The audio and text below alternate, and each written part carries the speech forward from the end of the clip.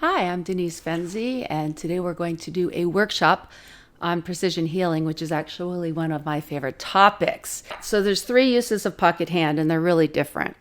The first one is pocket hand is a way of feeding the dog. Let's look at handler mechanics. Your hand position sets the head position of the dog and the front of the dog for healing position. Remember, if the food is on the inside of your palm, the dog has no choice but to find their way in. Watch. Do you see how he has no other way to do it?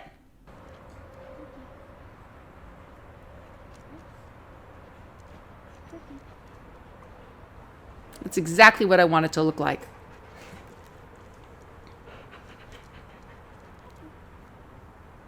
All right, so hopefully you noted the short steps of expectation and the high rate of reinforcement. Notice how patient I was with the distraction.